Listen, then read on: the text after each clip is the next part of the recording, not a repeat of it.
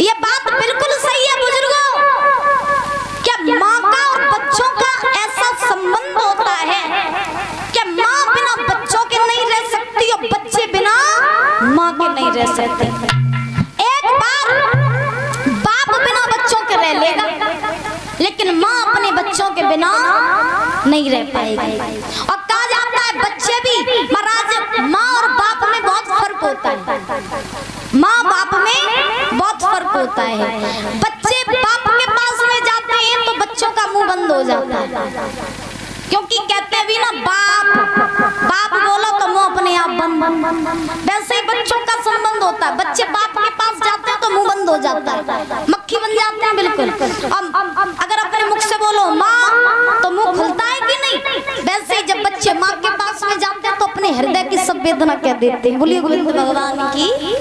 तो जितना घनिष्ठ संबंध बच्चों का माँ से है उतना बाप से नहीं होता है। और ये बात बिल्कुल सही है कि एक बार बाप अपने बच्चों को छोड़ के चला जाएगा, लेकिन माँ कभी अपने बच्चों को छोड़ करके नहीं जाएगी। बाप का प्यार बच्चों के लिए कम हो जाएगा, लेकिन माँ का प्यार कभी बच्चों के लिए कम नहीं होगा। तो तब तक तारा बोल पड़ी, जा तो रहे हो महाराज, अब क्या हम लोग इतने बुरे हो गए जो आप देखना भी पसंद नहीं कर रहे हो। जा रहे हो, आज साथ छूट रहा है, फिर पता नहीं जिंदगी में कब मिलना हो। हमें ऐसा ही लगता था कि हमारा तुम्हारा साथ बस यहीं तक लिखा था, और अब तुम हमें छोड़ के जा रहे हो महाराज, लेकिन कम से कम एक बार तो मुड़ के देख लो, इतने बुरे थोड़ी ना गुम हो गए। तो हरिश्चंद्र ने जब तारा की तरफ अपने पुत्र की तरफ मुड़ के देखा तो दादा ध्यान रखना, हरिश्चंद्र की आंखों से आंसू निकल पड़े, अश्रुधारा बह गई हरिश्चंद्र की आंखों से। और हरिश्चंद्र ने तारा के सामने हाथ जोड़ लिए, और तारा के सामने जैसे ही हरिश्चंद्र ने हाथ जोड़े, हरिश्चंद्र रोए के तारा से बोले, रानी लोग मर जाते हैं फिर भी अपने पत्नी अपने पुत्र को बेचते नहीं, अपने परिवार के ऊपर आंच नहीं आने देते। लेकिन हे रानी, मैं वो अभागा पति था जिसने जीते जी अपनी पत्नी अपने पुत्र को बेच दिया अपने स्वार्थ के पीछे। तारा, हमारा तुम्हारा बस यहीं तक का साथ था, जितने दिन हम साथ रहे कोई भूल बनी हो तो हमें क्षमा कर देना तारा, अब हम जा रहे हैं। सुनो, मेरे पुत्र को अच्छे से रखना, वहां जाकर के मेरी याद मत करना। अब मेरी किस्मत में जो लिखा था वही मेरे साथ हो रहा है। हरिश्चंद्र रोए के बोले। रोने के बाद में हरिश्चंद्र आज कालू मेहतर के साथ चले गए। कालू मेहतर के साथ हरिश्चंद्र गए, इधर तारा ब्राह्मणी के साथ उसके घर आई। हरिश्चंद्र कालू मेहतर के ऊपर जल भरने का काम करने लगे, और इधर दादा तारा ब्राह्मणी के ऊपर भोजन बनाने का काम करने लगे। धीरे धीरे कालू मेहतर ने हरिश्चंद्र के भोजन के लिए एक दुकान नियुक्त कर दी। कालू मेहतर ने हरिश्चंद्र से कहा, सुनो, तुम्हें जब भूख लगा करे तो इसी दुकान से राशन पानी लेके भोजन कर लेना, क्योंकि मैं मेहतर हूँ, मेरे यहाँ तुम भोजन करोगे तुम्हारा धर्म नष्ट हो जाएगा, इसलिए इसी दुकान से भोजन कर जाएगा करना। हरिश्चंद्र बोले, ठीक है महाराज। अब हरिश्चंद्र जब भोजन करने के लिए बैठते तो दादा विश्वामित्र को तसल्ली नहीं हुई। विश्वामित्र कहीं कुत्ते का रूप बना लेते, कहीं बिल्ली का रूप बना लेते, और हरिश्चंद्र के सामने बैठ जाते। हरिश्चंद्र के सामने जैसे ही बैठ जाते तो आज हरिश्चंद्र को दया आ जाती। अब हरिश्चंद्र सोचते कि मैं आज नहीं कल भोजन कर लूंगा, लेकिन ये जीव पता नहीं कब का भूखा होगा, तो लाओ हम अपना भोजन इसे करा देते। तो हरिश्चंद्र अपना भोजन उस जीव को करा देते। अब ध्यान रखना, धीरे धीरे हरिश्चंद्र ने एक दिन नहीं, 2 दिन नहीं, बल्कि पूरा 1 महीना बीत गया, हरिश्चंद्र ने भोजन नहीं किया। अब मैया आप सोचो कि जो व्यक्ति 1 महीने तक भोजन न करे उसकी दशा क्या होगी। शरीर उसका जर्जर हो गया। हरिश्चंद्र का बड़े परेशान है। एक बार कालू मेहतर ने कहा, रिया चला जा करके नदी से जल भर ला, तो हरिश्चंद्र को घड़ा दे दिया। हरिश्चंद्र घड़ा लेकर के चले। शरीर में शक्ति नहीं है, सामर्थ्य नहीं है, आंखों से रोशनी कमजोर हो गई।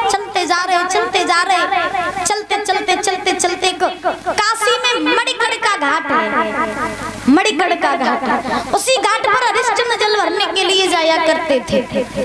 हरिश्चंद्र चले, पहुंचे नदी पर, उस घाट पर तो घड़ा तो भर लिया, लेकिन शरीर में इतनी शक्ति नहीं है जो उस घड़ा को उठा। घड़ा भर लिया, ताकत लगाई, घड़ा नहीं उठा, और ताकत लगाई, घड़ा नहीं उठा, और ताकत लगाई, घड़ा नहीं उठा। जब घड़ा नहीं उठा, सोई थक के भाई बैठ गए, रोने लगे और कहने लगे, हे नाथ, हे परमात्मा, किसी ऐसे को भेज दो जो आए के मेरा जो घड़ा उठवाए देवे। अगर मुझे देरी है गई, मेरे मालिक मुझे बहुत मारे, बहुत मारे। सो अब हरिश्चंद्र भाई बैठे बैठे रो रही है, तब तक उसी घाट पर रानी तारा जल भरने के लिए रानी तारा। अब तारा जब आई तो तारा ने हरिश्चंद्र को देखा, हरिश्चंद्र ने तारा को देखा। आज तारा ने हरिश्चंद्र से कहा, महाराज आप यहाँ क्या कर रहे हो? हरिश्चंद्र बोले, तारा मैं यहाँ जल भरने के लिए आया था। तारा बोली, महाराज आपने जल तो भर लिया, फिर आप अभी तक गए क्यों नहीं? हरिश्चंद्र बोले, तारा मैंने 1 महीने तक भोजन नहीं किया, मेरा शरीर कमजोर हो गया, मेरे शरीर में शक्ति सामर्थ्य नहीं रही। अब तुम आ ही गई हो तो कृपा करके ये घड़ा मेरा उठवा दो, तो तुम्हारी महान कृपा हो जाएगी। जब हरिश्चंद्र ने तारा से कहा कि तुम मेरा ये घड़ा उठवा दो, तो तारा ने जवाब दिया, महाराज तुम्हारी अकल पे पत्थर पड़ गए हैं क्या कह रहे हो तुम? हम तुम्हारा घड़ा उठवा दें? अरे तुम्हें नहीं पता, तुम जो घड़ा भर रहे हो वो मैतर का घड़ा है, और मैं जो घड़ा भर रही हूँ वो ब्राह्मणी का घड़ा है।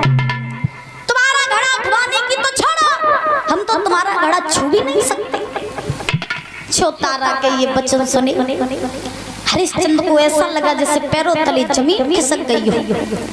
हरिश्चंद्र ने तारा के वचन सुने, कहा, वाह रानी तारा, क्या तुम मेरी वही तारा हो जो एक समय तुम मेरे पति के पीछे बिक गई थी? एक समय तुम मेरे कर्ज के पीछे बिक गई थी, और आज तुम इतनी धर्म में फंस गई कि तुम मेरा घड़ा भी नहीं उठवा रही हो। तारा मेरा घड़ा उठवा दो, उठवा दो मेरा घड़ा। तारा कहने लगी, महाराज उठवाने की तो छोड़ो, हम तो तुम्हारा घड़ा छू भी नहीं सकते, लेकिन इतना जरूर है कि हम तुम्हें अकल बता सकते हैं, अकल बता सकते हैं। हरिश्चंद्र समझ गए कि अब ये मेरा घड़ा नहीं उठवाएंगे।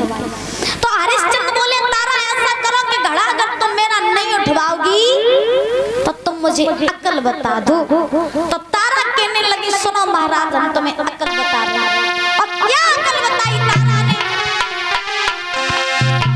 कि स्वामी देवे अकल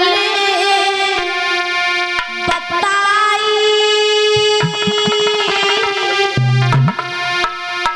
और जल में घोसे घड़ा उठाई। स्वामी देवे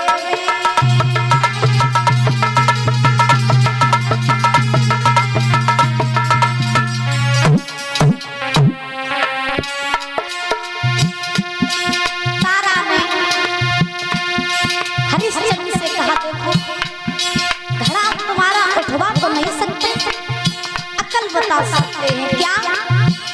गहरे जल में घुस जाइए, और जब आप गहरे जल में घुसेंगे, जल की लहरें जब आपकी तरफ आएंगी, तो घड़ा अपने आप हमारे सर पे आ जाएगा। सुनो,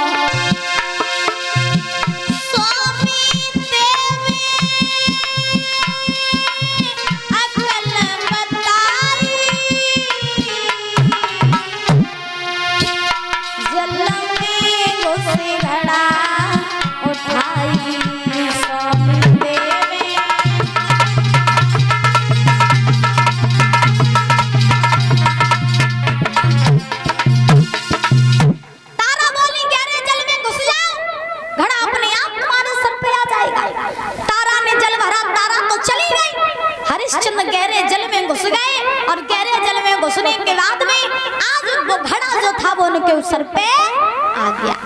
हरिश्चंद्र ने घड़ा उठाया, चल भाई, चलते जा रहे, शरीर डगमगा रहा है, पैर खड़बड़ा रहे हैं, लड़खड़ा रहे हैं, आगे बढ़े, ठोकर लगी महाराज, ठोकर लग करके हरिश्चंद्र पछाड़ खा करके गिर पड़े, और जो घड़ा था वो भी फूट गया। जब घड़ा फूटा तब तक कालू मैतर आया। कालू मैतर ने हरिश्चंद्र को देखा, घड़ा टूटा हुआ देखा,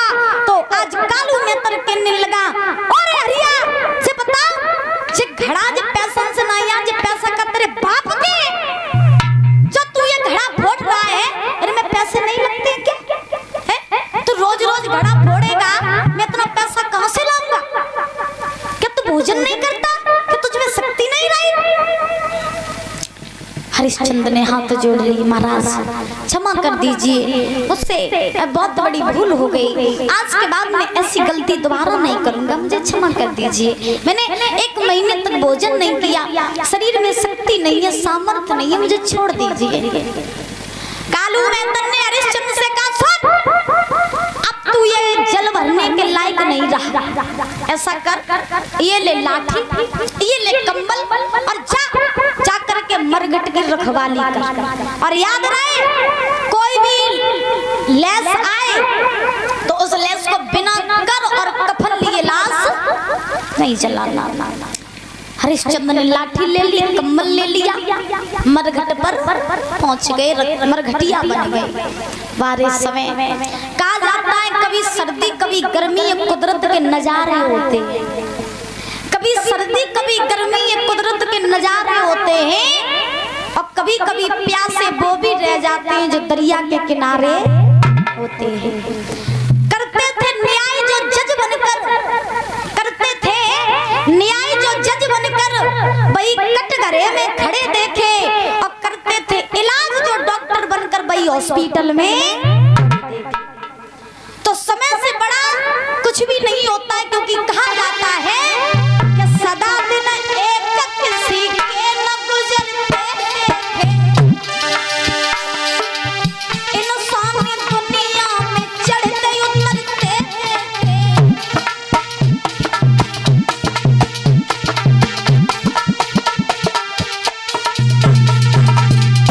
बड़े सुंदर शब्दों में लिखा कि सदा दिन कभी किसी के एक से नहीं होते हैं। अगर आपके ऊपर दुख है तो कभी सुख भी आएगी, अमीरी है तो कभी गरीबी भी आएगी, अगर आप हंसोगे तो आपको रोना भी पड़ेगा। संसार में सब कुछ देखना बहुत जरूरी होता है। लिखा, जिन लोगों ने किया था लाखों का लेना देना, लाखों का लेना देना, लाखों का लेना देना, वही दर दर पे हम भी कमाते देखे, सदा दिन एक किसी के न गुजरते देखे।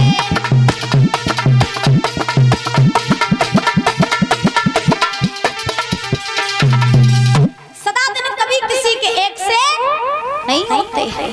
हरिश्चंद्र मरघट पर गए, मरघटिया बन गए, रखवाली करने लगे। एक दिन एकादशी का दिन आया, एकादशी का समय आया तो ब्राह्मणी ने तारा से कहा, तारा तेरा लड़का पूरे दिन बच्चन के साथ में खेल खेलत रहते, कछु न काम कत न कछु, ऐसो कर आज तू अपने बेटा को बाग में भेज दे, फूल बाग, और फूल बाग में भेज के पूजा के लिए फूल मंगवा ले। तो तारा बोली ठीक है, मैं अपने पुत्र को भेज दूंगी और पूजा के लिए फूल मंगवा लूंगी। तारा ने आवाज लगाई रोहित को, तो रोहित दौड़ता हुआ आया, हाँ माँ क्या है? तो तारा कहने लगी बेटा ऐसा करो, तुम बाग में फूल बाग में चले जाओ और ये लो डलिया, और डलिया लेकर के इसी डलिया में तुम फूल ले आना। रोहित बोले ठीक है मैया, मैं जा रहा हूँ और जाकर के मैं पूजा के लिए फूल ला रहा हूँ। रोहित चले, चलते चलते चलते चलते परीक्षित महाराज फूल बाग में पहुंच गए। जब फूल बाग में रोहित पहुंचे तो पहुंचने के बाद में आज इधर महाराज विश्वामित्र को फिर भी तसल्ली नहीं हुई, फिर भी तसल्ली नहीं हुई। जैसे ही रोहित पहुंचे महाराज आज फूल बाग में, तो विश्वामित्र ने देखा कि आज हरिश्चंद्र का लड़का अकेला फूल बाग में आया है, तो क्यों ना इसकी भी परीक्षा लेनी चाहिए। तो रोहित पहुंचे फूल बाग में फूल लेने के लिए, और इधर विश्वामित्र ने क्या किया कि एक काले सर्प का वेश धारण कर लिया, और काले सर्प का वेश धारण करके एक फूल में जाकर के छिप गए। जब फूल में जाकर के करके छिपे तो रोहित ने क्या किया कि रोहित जो है वो फूल को तोड़ते जा रहे और महाराज डलिया में रखते जा रहे, फूल तोड़ते जा रहे, डलिया में रखते जा रहे। अब फूलों को तोड़ते तोड़ते रोहित ने उसी फूल को तोड़ने के लिए हाथ बढ़ाया जिसमें विश्वामित्र सर्प का रूप बना करके छिपे हुए थे। जैसे ही रोहित ने फूल तोड़ने के लिए हाथ बढ़ाया तैसे विश्वामित्र ने रोहित की उंगली में डस लिया। जैसे ही महाराज रोहित की उंगली में डसा विश्वामित्र ने, तैसे ही आज परीक्षित महाराज रोहित के हाथ से फूलों की डलिया छूट गई। फूलों की डलिया छूट गई, वहीं पर जितने फूल थे सब बिखर गए। रोहित पछाड़ खा करके गिर पड़ा और पछाड़ खा के गिरने के बाद में आज अपने मुख से मैया मैया कह के उसी बाग में रोने लगा। आज उस बाग में कोई इतना नहीं है जो उस बेटा को उठा करके किसी वैद्य के पास में पहुंचा दे। अब रोहित तो महाराज बाग में पड़ा हुआ है, मैया मैया कह के रो रहा है और इधर विश्वामित्र ने जाकर के आवाज लगाई काशी में कि काशी के लोगों, किसी का लड़का फूल बाग में गया था फूल लेने के लिए, उसे किसी काले सर्प ने खा लिया। जिस किसी माँ का लाल हो वो मैया चली जाए अपने लला को ले आए। आवाज पड़ी तारा के कानों में और तारा के कानों में जब ये आवाज पड़ी तो तारा के दिमाग में झटका लगो कि है मेरो ही पूत बाग में फूल लेवे काजे गौआ। तो दिमाग में झटका लगा कि मेरो ही लला बाग में फूल लेवे काजे गौ। तो सब तारा भोजन बना रही थी, मैया ने भोजन छोड़ दिया, दौड़ के ब्राह्मणी के पास पहुंची और हाथ जोड़ के बोली मैया मोए जल लगत के मेरो पूत रोहित बाग में फूल लेने के लिए गया था, ऐसा लगता है कि उसे किसी काले सर्प ने खा लिया। मैया तुम्हारी अगर आज्ञा होवे तो क्या हम चले जाएं अपने बाग में से अपने लला को ले आए। मैया अगर मेरे पूत को कछु हैगा तो हम जीते जी मर जाएंगे, चलो जानते हम एक बार अपने लला को देखे, मेरा लला ठीक है या नहीं। ब्राह्मणी ने तारा से कहा तारा जब तक तू पूजा के लिए पूरा भोजन तैयार नहीं करेगी तब तक हम तुझे कहीं जाने नहीं देंगे।